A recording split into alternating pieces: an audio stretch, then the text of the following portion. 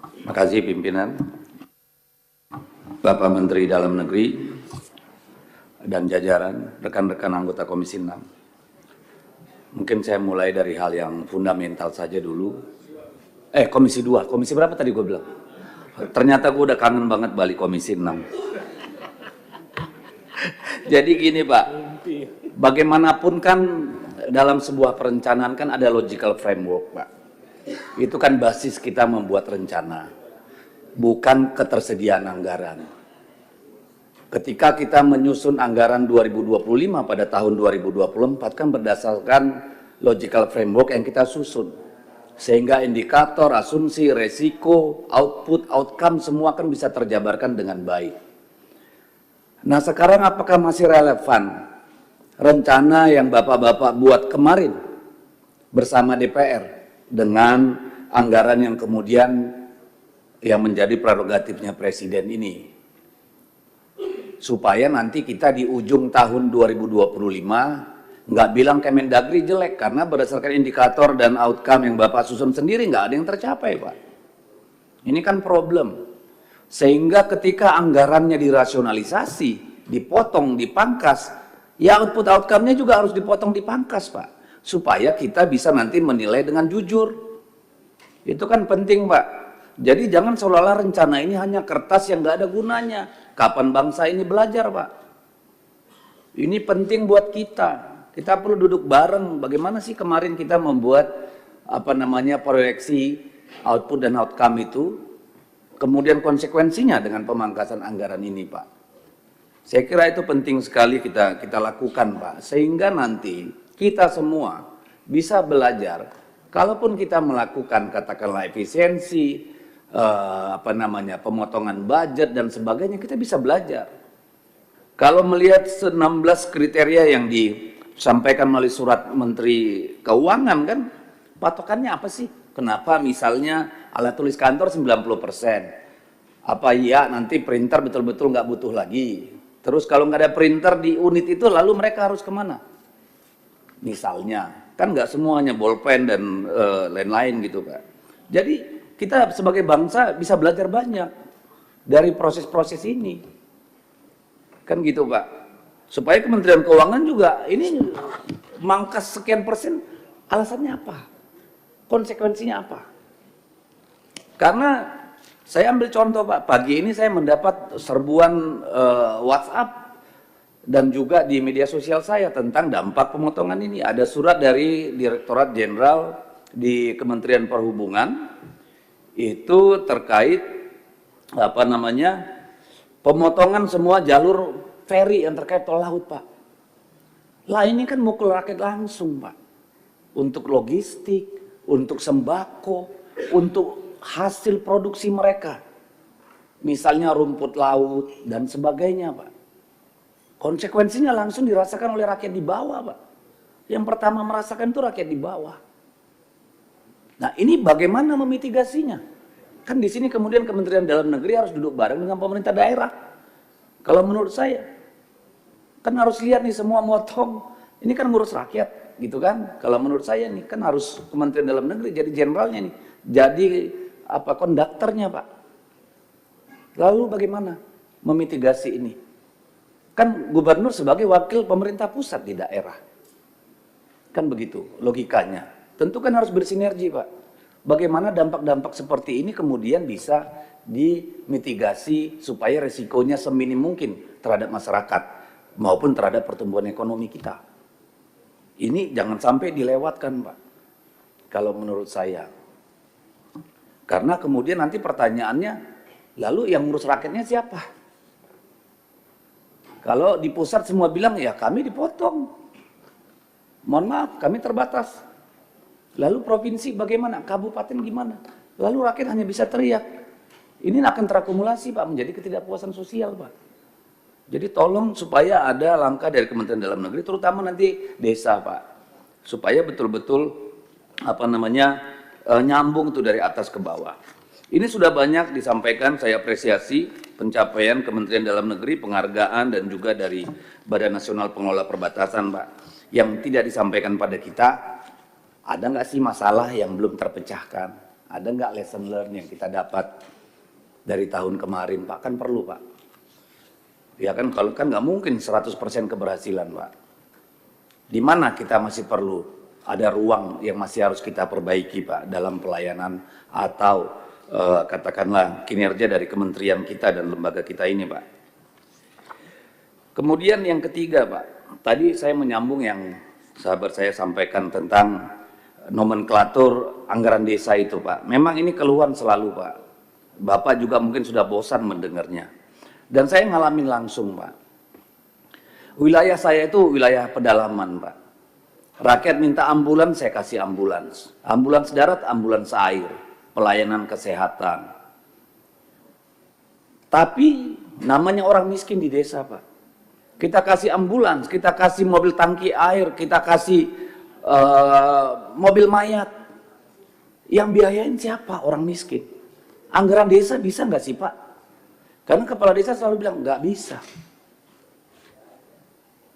Lalu bagaimana? Kan nggak mungkin kita anggota dewan ini dipaksa terus, Pak. Dari mana, Pak? Harus nyolong kita kalau harus seluruhnya kita yang biayain. Ini kan harusnya negara, Pak. Dapil saya, Pak, misalnya di perbatasan di Lumbis sana, Pak. Kalau naik ke Tingting sampai ke kecamatan terdekat itu 4,5 jam, Pak. Nyewa bot bawa orang meninggal, Pak. Itu bisa sampai 5 juta, Pak, 6 juta. Dari mana uang mereka? Ini kan problem-problem yang harus dijawab oleh kita, Pak. Termasuk kemudian dalam rencana desa itu sendiri, Pak. Sebenarnya badan perwakilan desa itu ada fungsinya atau enggak? Karena seringkali kan itu enggak ada gunanya, karena ketika ditemukan irisan antara keinginan masyarakat di sana dengan keputusan nomenklatur anggaran itu bisa nggak ketemu, Pak. Nggak ketemu, nggak menjawab anggaran desa itu kebutuhan masyarakat. Jadi yang namanya musrenbang desa itu juga hampir nggak ada gunanya, Pak. Ini bagaimana kita mengakali, bagaimana kita menengineer supaya makin hari makin connect, Pak. Nggak usah jauh-jauh yang desa. Kabupaten kota aja, Pak. Dulu tahun 2000-an kami pernah melakukan studi. Antara perda yang dibuat dengan hasil rembuk rakyat itu nggak ketemu 90%, Pak. Itulah betapa kita masih sangat buruk dalam hal perencanaan, Pak. Baik sisi kebijakan maupun belanja. Nah, kemudian saya kira itu yang paling penting untuk Kementerian Dalam Negeri, Pak. Ya, kita perlu menyimak kembali itu soal efisiensi anggaran kita dan juga soal pemerintah desa. Nah, saya akan masuk ke badan perbatasan, Pak. Saya kemarin periode kemarin itu juga DPR bikin semacam pokja perbatasan. Satu kali pun nggak pernah rapat, Pak. Iya kan? Dan saya juga kebingungan mau lari kemana menjawab. Saya dapilnya di Kalimantan Utara, Pak. Saya kira Kalimantan Utara itu yang paling problematik, perbatasannya paling kompleks, Pak. Dia punya perbatasan sungai, perbatasan darat, perbatasan laut, semua kita ada. Dan dibanding daerah-daerah lain termasuk Papua, paling menyedihkan Kalimantan Utara, Pak. Karena anggaran kita kemarin ke Papua itu besar sekali, Pak. Untuk membangun akses jalan. Bapak Kepala Badan Perbatasan ada nggak di sini? Oh, Bapak langsung ya? Oh iya, oke. Kapan-kapan sama saya, Pak, ke Nunukan, Pak. Ke Long Ampung, ke Krayang. Ya, kalau sebatik enak, Pak. Kita naik speed bisa, Pak. Tapi ini saya tunjukkan Bapak ini. Bagaimana di Malinau untuk mengangkat mobil Fortuner aja, Pak. Ini, Pak, naik speed, Pak. Oh, udah ya, ke Lumbis. Oh, kalau Krayan oke. Naik pesawat kita, Pak. Lumbis, Pak. Ke Long Ampung, ke Longbawan, Pak. Ya, kalau jatuh ya udah. Jadi saya berharap Badan Perbatasan itu menjadi dirijen pembangunan wilayah, Pak, di perbatasan. Jadi walaupun anggarannya kecil, tapi dia bisa mengintegrasikan APBN dengan APBD provinsi dan APBD kabupaten kota, Pak. Ambil contoh tadi saya sebut daerah Apokayan. Itu Pak, untuk nganter dari Pertamina nganter BBM Pak, bisa 3 minggu Pak, melewati jalan X HPH Sumalindo. Bayangkan rakyat bagaimana bawa sembako ke sana Pak. Jarang sekali mereka bisa menikmati gula Pak, karena ngangkutnya harus dari Kutai Barat sana ke ujung Pak. Itu bertaruh nyawa semua Pak. Kalau saya kirim nanti gambar-gambarnya bagaimana jembatan mereka di sana. Tapi memang bukan tugas Bapak. Tapi Badan Perbatasan ini yang menurut saya harus menjadi integrator Pak. Kan begitu. Tidak harus anggarannya besar. Kasus di Apokayan tadi, di Longbawan tadi, itu perbatasan Kalimantan Timur dan Utara. Kalau dia memotong jalan di sini, Kalimantan Timur tidak mau anggarkan Pak. Karena rakyatnya ada di atas sini. Gitu. Pusatnya ya nunggu siapa yang maju. Saya bolak-balik balai di Kaltim dan Kaltara, semuanya lepas tangan Pak. Bahkan sudah ke Menteri PU, nggak selesai juga Pak. Harusnya disitulah Badan Perbatasan ini memainkan peran yang strategik kalau menurut saya Pak. Ya, itu pertama. Yang kedua, dengan adanya PLBN itu malah membuat rakyat rugi Pak. Kenapa? Begitu kita canangkan pembangunan PLBN, Malaysia itu speed up their development program Pak. Mereka bangun akses jalan, mereka bangun perumahan, mereka bangun kebun sawit, kita tertatih-tatih Pak. Dari 4 PLBN yang di Kalimantan Utara, 1 gagal dibangun Pak, di daerah Krayan. Pak Presiden sudah ke sana, dulu Pak Jokowi. Batal dibangun Pak.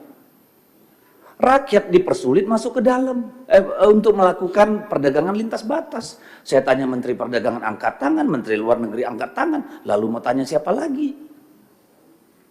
Akhirnya konflik lagi masyarakat, ada kepentingan-kepentingan, siapa yang bisa berdagang, siapa yang enggak. Sampai sekarang jalan tembus Krayan juga belum jadi-jadi Pak, anggarannya digeser lagi ke PSN, ke program PLTA itu. Nah, saya tidak mau menyalahkan Kementerian Dalam Negeri, Pak. Tapi kita ingin mendorong Badan Nasional Pengelola Perbatasan ini betul-betul punya power, Pak, untuk mensinergikan itu semua, Pak. Kasihan, Pak. Dulu waktu COVID itu 1 tabung LPG, Pak, bisa 2,5 juta, Pak. Saya sampai maksa Pertamina terbangkan gas LPG naik pesawat, Pak. Tapi yang bisa diangkutkan dikit. Lalu orang kembali pakai kayu bakar. Padahal Krayan itu penghasil beras paling enak di dunia. Semua Sultan Malaysia makannya beras Krayan, Pak. Bayangkan kalau itu keluar, mereka bisa berdagang dengan baik, jalannya tembus. Itu luar biasa, Pak. Demikian juga di daerah Long Ampung, Apokayan, daerah Lumbis. Dulu kita berharap dari JIPP, Jalan Inspeksi Patok Perbatasan, berhenti Pak. Tahun 2015-16 sudah nggak jalan lagi Pak. Jadi betul-betul rakyat disuruh bertarung sendiri, padahal mereka lah wajah Republik Pak. Mereka di beranda depan negara. Bagaimana kita nggak dilecehkan orang Malaysia, rakyat kita datang ke sana, jualan, wah kami nggak butuh. Terpaksa dijual dengan harga sangat miring Pak. Kan sedih banget sebagai bangsa. Kayak begitu. Jadi saya tolong Pak, Kalimantan Barat tuh udah maju banget Pak dibangun. Tapi Kalimantan Utara jauh tertinggal. Padahal sangat kaya oil, gas, miningnya batu bara, kebun sawit, HTI semua ada Pak. Semua ada, rumput lautnya kaya. Tapi mereka hidup sendiri tanpa campur tangan negara Pak. Sekarang harga rumput laut Pak itu di bawah Rp8.000, dari tadinya Rp16.000, Rp18.000. Apa nggak jerit? Utang di bank. Tambah lagi ini tol laut diputus oleh Dirjen Perhubungan Darat, Kementerian Perhubungan, matilah rakyat nih. Ini kan problem yang harus kita jawab. Dan saya sangat berharap sebenarnya Badan Pengelola Perbatasan Badan Nasional ini betul-betul berperan penting. Harus ada ratas khusus Badan Pengelola Perbatasan ini dengan Presiden, Pak. Karena Jakarta bagus-bagus, kita bangun IKN, tapi rakyat di perbatasan, mereka bilang kami cinta negara ini. Negaranya cinta nggak sama kami? Kan sedih, Pak. Kalau memang nggak mau diurus, yang namanya OBP itu udah kasih aja ke Malaysia. Kita nggak bisa ngurus rakyat kita. Kan problem kita ini. Tadi saya sampai lupa Pak, terakhir tadi saya mau ngomong. Terakhir Pak, saya berharap, ini kan rencana sudah lama. Daerah perbatasan itu, dulu waktu Perdana Menteri Malaysia datang, kalau nggak salah itu daerah penyangga itu dibatas lagi, belt itu, border belt. Katanya mau dibikin sawit atau apapun, itu benar nggak Pak? Kalau itu benar saya kira akan sangat membantu Pak. Ya, supaya rakyat benar-benar menikmati yang namanya merdeka, punya tanah air gitu Pak. Jangan hanya pengusaha aja punya ratusan ribu hektar Pak. Rakyat juga butuh Pak. Saya kira kalau itu bisa dikembangkan betul-betul untuk orang perbatasan. Mereka nggak butuh terlalu banyak kok Pak. Orang di Krayan walaupun terisolir Pak hanya bisa dengan pesawat. Anaknya pada sarjana semua kok Pak umumnya Pak. Di Apokayan juga begitu. Mereka nggak mau ngemis. Yang menjadi tanggung jawab negara aja kerjakan deh. Gitu Pak Menteri. Mohon disampaikan pada Bapak Presiden, Menteri PU, Bappenas, Kemenkeu. Saya kira itu. Terima kasih pimpinan.